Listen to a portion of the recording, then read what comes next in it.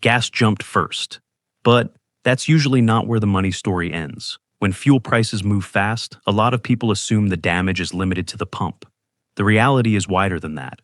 A jump in gas can tighten your month even before the rest of the economy looks more expensive on paper.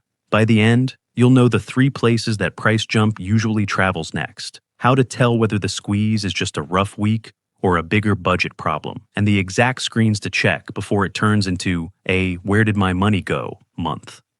Picture a normal week. You fill the tank. Groceries get delivered.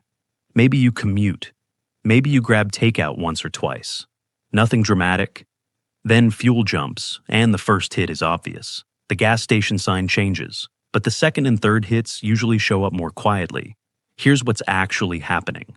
Gas is a direct household cost. If you drive to work, school, errands, or childcare, even a small jump per gallon changes the weekly number fast.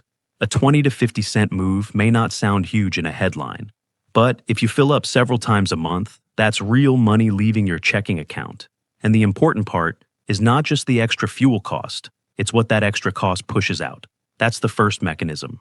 Fuel eats flexibility first. If your month already runs pretty tight, the first thing that usually disappears is not rent or your phone bill. It's the cushion. It's the category that had room. That can mean less margin for groceries, less room for eating out, or less money left to absorb one surprise charge. Now, the next checkpoint. The second layer is delivery and transport. This is where people often miss the timing. Businesses that move goods, run service fleets, or deliver food do not always raise prices the same day gas rises. Sometimes they absorb it for a bit. Sometimes they pass it through quickly with fees, menu changes, or slightly higher prices across a bunch of items. So if gas jumps this week, your budget may feel it immediately at the pump, then again later through the stuff that has to move. Groceries, ride costs, delivery-heavy purchases, home services that rely on trucks and routes. It's not always one giant visible increase. Often it's a series of smaller ones. That's why one fuel move can make the whole month feel tighter without one single bill looking shocking. A second explanation is that some households feel this much faster than others. If you work from home, batch errands, or live close to what you need, the impact may stay manageable.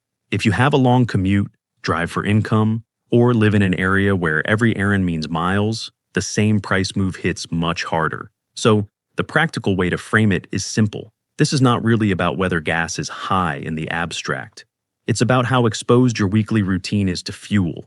Imagine two households. One fills one smaller tank a week and barely drives on weekends. The other has two cars, a longer commute, and a kid schedule that keeps both cars moving.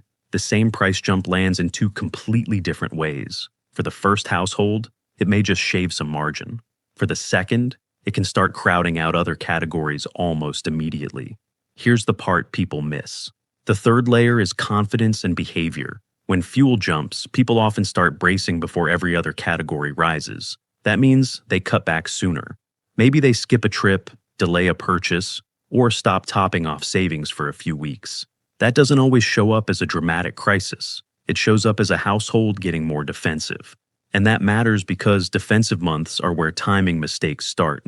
Maybe a card balance hangs around longer.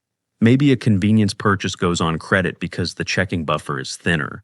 Maybe the grocery trip gets split across the week and costs more in the end. The fuel price didn't directly cause all of that, but it tightened the margin that was protecting you. If you remember one rule, remember this. The first budget casualty is usually flexibility, not groceries overnight, not your lease tomorrow. Flexibility. Another reason this might not show up right away is that many prices move with a lag. Businesses may wait to see whether fuel stays elevated or fades. So, one rough week at the pump does not automatically mean every category is about to jump. By itself, it's mostly timing. But if fuel stays higher for a while, you'd expect more spillover into transport-heavy parts of everyday spending. That's where the watch list matters. The first signal is your own weekly gas spend, not the headline price, your actual spend. Check the last 4 to 6 weeks in your bank app or card app. If the number is climbing faster than usual, that's your real baseline shift. The second signal is delivery-heavy categories. Groceries, takeout, rides, and home services are the easiest places to spot quiet pass-through. If gas is up but those categories stay flat, the squeeze may still be mostly local to driving. If they start drifting higher too, the pressure is spreading. The third signal is your cash floor. That's the lowest point your checking account hits before the next paycheck. If fuel rises and your cash floor drops faster than the fuel increase alone would explain, that's a sign the pressure is leaking into the rest of the month. Now, let's pin down the practical takeaway. A lot of people look at gas prices and ask, is this temporary or is this inflation all over again?